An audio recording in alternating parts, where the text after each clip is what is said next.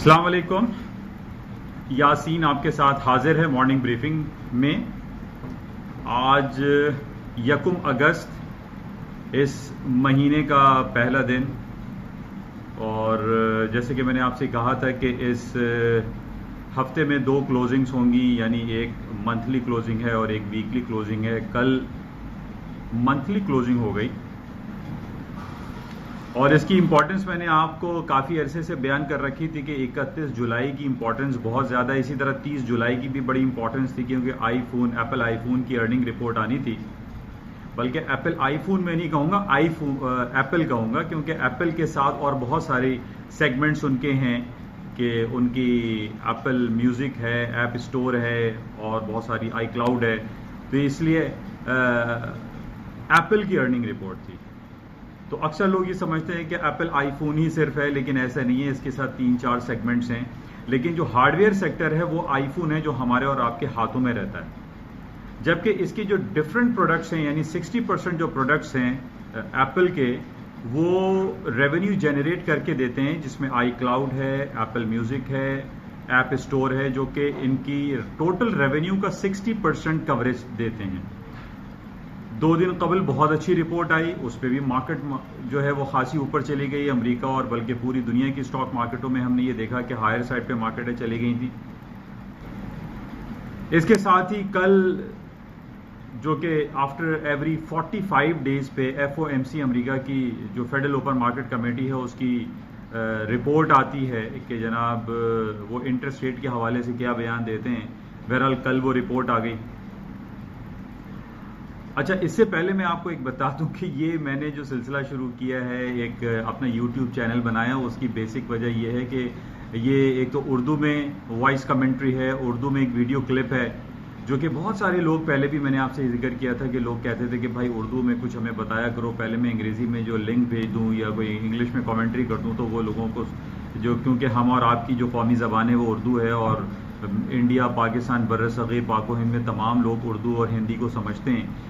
तो इस video clip बनाने का मेरा मकसद यही है कि इसमें ज़्यादा से ज़्यादा लोगों को इस्तेफ़ादा हो। तो इसलिए आप इसको सब्सक्राइब ज़रूर करें और इसको शेयर और लाइक भी करें, ताकि ये ज़्यादा से ज़्यादा प्रमोट हो, ज़्यादा से ज़्यादा लोगों तक पहुँचे, ताकि इसका फ़ायदा सब उठा सकें। क्योंकि बहुत सहल अंदाज में मेरी कोशिश होती है कि लोगों को बताया जाए कि मार्केट में क्या हो रहा है और क्यों मार्केट्स मूव कर रही हैं। क्योंकि अक्सर लोग जो है वो टेक्निकल्स पे ज़्यादा बिलीव करते हैं, और मैं भी इस बात पे एग्री हूँ कि टेक्निकलिटीज़ जो होती हैं, ग्राफ चार्ट जो बनते हैं, उस पे मार्केट में काफ़ी अच्छा काम होता है। बहरहाल इसको आप सब्सक्राइब भी करें, शेयर भी करें और लाइक भी करें। मैं इसलिए इसको पहले कह रहा हूँ क्योंकि अक्सर मेरी स्पीच 12-15 मिनट की हो जाती है, तो लोग हो सकता है कि बीच में उसको ड्रॉप भी कर देते हो। तो बहरहाल हम इसको मुख्तसर करने की मैं कोशिश करता हूँ, लेकिन थोड़ी बातें कुछ ज़्यादा हो जाती हैं, तो उसके लिए मैं माजरत ख्वाह हूँ। लेकिन मेरी कोशिश ये होती है कि जो चीदा बातें हैं मार्केट में की, वो आपके साथ शेयर कर ली जाएँ और आपको बताती जाएँ।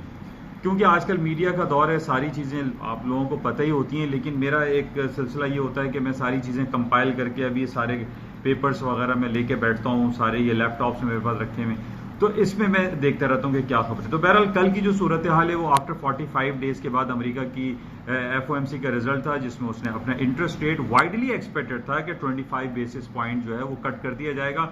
तो अमेरिका का इंटरेस्ट रेट, जो कि पिछले 10 साल से पहले तो 0% पे था, फिर बढ़ाना शुरू किया ग्रेजुअली, वो बढ़ते बढ़ते जो है वो 75 बेसिस पॉइंट और 1%, 2% और 2.5% तक पहुंचा। और अब इन्होंने पहली बार, फर्स्ट टाइम इन 10 ईयर्स, कि इन्होंने इंटरेस्ट रेट काटा है और उसको कट करके 25 बेसिस पॉइंट कट करके अब 2.25% इंटरेस्ट रेट अमेरिका का हो गया है। और ये एक लहर चल पड़ी है, जो कि पहले भी मैंने आपसे कहा था कि इससे पहले 15-20 दिन पहले ऑस्ट्रेलिया ने, न्यूजीलैंड ने इंटरेस्ट रेट को कट किया था, जो कि उनका जो भी था 1.5%, 2%, उन्होंने 25 and 50 basis point rate cut किया था। कल ये अमेरिका ने किया, अभी ब्राज़ील की बारी है, कह रहे हैं कि ब्राज़ील भी इंटरेस्ट रेट कट कर देगा। बहरहाल ये सिलसिला अक्रॉस द बोर्ड पूरी दुनिया में चल रहा है, और वो इंटरेस्ट रेट कट होने का सिलसिला जो है वो चल पड़ा है। तो इस वक्त अमेरिका का इंटरेस्ट रेट 2.25% है। कल वाइडली एक्सपेक्टेड था, इंटरेस्ट रेट के अनाउंसमेंट के बाद 11:30 बजे उनकी प्रेस कॉन्फ्रेंस हुई थी। जो प्रेस कॉन्फ्रेंस में उन्होंने जो बात कही है, मिस्टर जर्मी पावर जो फेडरल रिजर्व के चेयरमैन है, उन्होंने उस इबहम को जो ख़त्म कर दिया है कि वो लोग ये कह रहे थे कि अब इंटरेस्ट रेट मजीद कट होगा इन नेक्स्ट मीटिंग्स में। तो अभी फिलहाल उन्होंने इस बात को नेगेट कर दिया है कि अब इंटरेस्ट रेट फिलहाल इन नेक्स्ट मीटिंग में कट नहीं किया जाता। लेटर ऑन वो हालात और वाक़यात को देखते हुए अमेरिका इंटरेस्ट रेट कट करेगा। तो बहरहाल कल जो सूरत हाल है रही अमेरिका के इंटरेस्ट रेट कट होने के बाद एट सडन जो स्टॉक मार्केट हैं, गोल्ड, सिल्वर, करेंसीज में जो मूव आई है, मैंने आपको कल सुबह भी इस बात से आगाही फराहम की थी कि कल जब इंटरेस्ट रेट का अनाउंसमेंट होगा तो बेतहाशा मार्केट में मूव आएगी, और कल यही हुआ। इंटरेस्ट रेट लोग एक्सपेक्ट कर रहे थे कि शायद 50 बेसिस पॉइंट रेट कट कर दिया जाए, लेकिन 50 बेसिस पॉइंट कट नहीं हुआ, 25 बेसिस पॉइंट रेट कट हुआ। और उसके बाद अमेरिका की स्टॉक मार्केट, मैं ये कह सकता हूं, कल की तारीख में क्रैश हो गई, यानी मोर देन 1%, 1.5% तक मार्केट डाउन हो गई, गिर गई। S&P, डाउ जोन्स, नेस्डैक जो है वो फॉल डाउन होना शुरू होगा और खासी मार्केटें डाउन हुई। अच्छा, मैं आपको ये बिल्कुल ये भी बताता चलूंगा कि इस फॉल को मैं अभी भी, मैं एज अ टेक्निकल एनालिस्ट हूं या जो भी जितनी खबरें मैं देखता हूं, जो अपना मेरा तज्जिया है, अभी भी मार्केट में फॉल आया नहीं है। मैं इसको फॉल नहीं कहूंगा। अब आप पूछेंगे मैं क्यों नहीं कहूंगा, उसकी बेसिक वजह जैसे मैंने आपसे ये बयान की थी कि अमेरिका का अगर इंटरेस्ट रेट कट हो रहा है, न सिर्फ अमेरिका का बल्कि दुनिया में किसी भी इकोनॉमी का जब इंटरेस्ट रेट कट होता है तो वो स्टॉक मार्केट के लिए हमेशा पॉजिटिव होता है। तो इन लॉन्ग रन, शॉर्ट रन में तो कल हमने देख लिया कि स्टॉक मार्केटें डाउन हो गई, गिर गई, लेकिन इन लॉन्ग रन स्टॉक मार्केटों में मंदी, डाउनफॉल अभी भी शुरू नहीं हुआ है।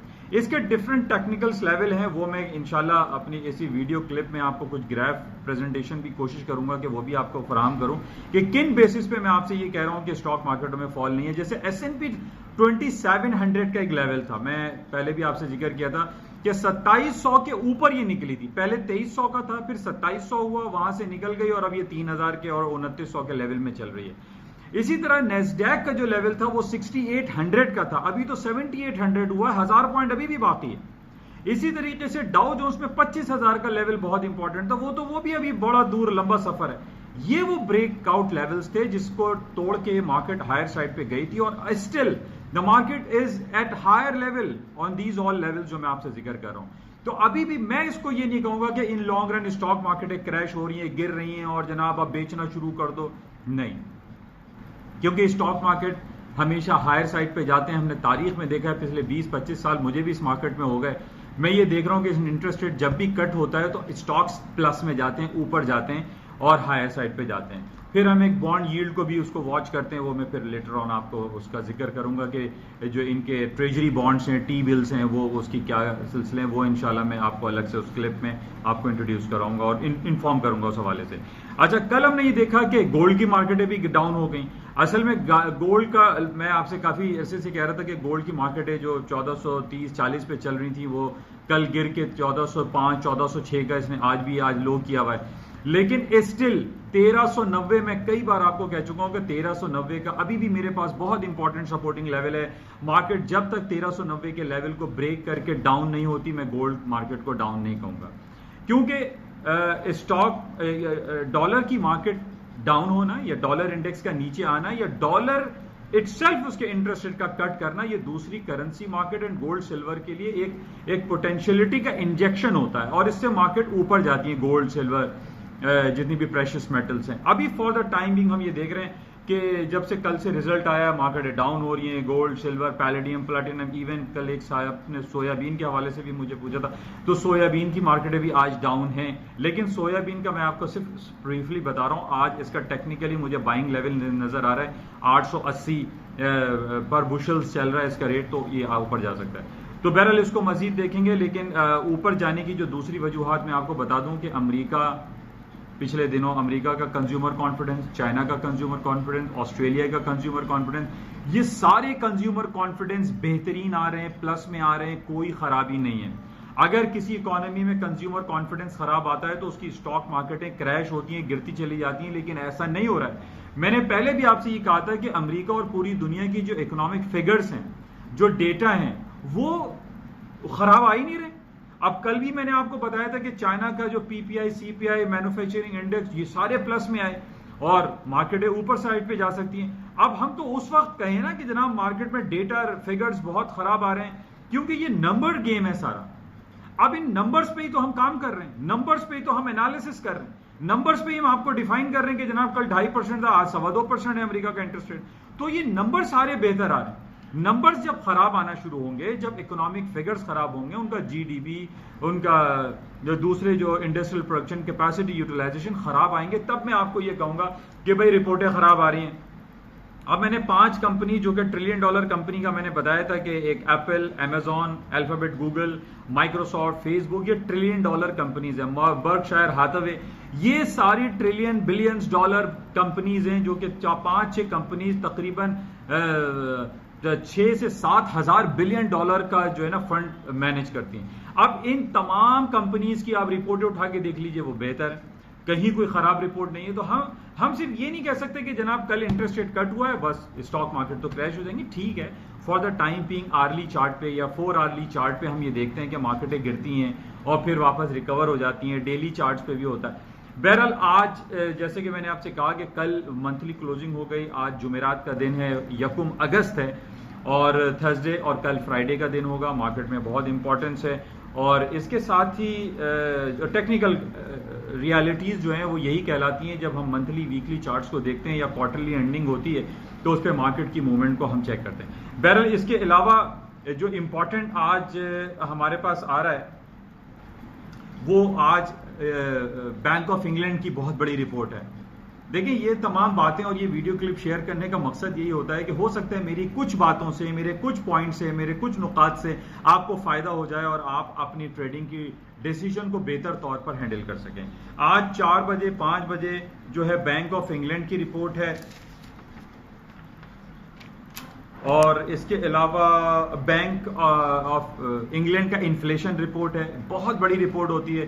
पहले ही हम देख रहे हैं कि इस वक्त पूरी दुनिया की मार्केट में सबसे ज्यादा जो बुराई है करेंसी में वो ब्रिटिश पाउंड की मार्केट है, जब से वहां पे ब्रेग्जिट का सिलसिला चल रहा है कि 31 अक्टूबर को वो क्विट कर जाएंगे, चले जाएंगे वहां पे, जो इनका बरतानिया और यूरोपियन यूनियन के साथ सिलसिला। बहरहाल आज 4-5 बजे मोहतात रहिएगा। ब्रिटिश पाउंड की बहुत बड़ी रिपोर्ट है, उनका इंटरेस्ट रेट है, उनका इंटरेस्ट रेट अभी 75 चल रहा है, 0.75% चल रहा है उसका इंटरेस्ट रेट है। उनका इन्फ्लेशन रेट है, सीपीआई की रिपोर्ट है जो कि बहुत इंपॉर्टेंस रखती है और करेंसी मार्केट में मूव आ सकती है। बहरहाल इसके साथ ही आज एक यूरोपियन कंट्री बंद है, बैंक हॉलीडे है, दैट इज स्विट्जरलैंड।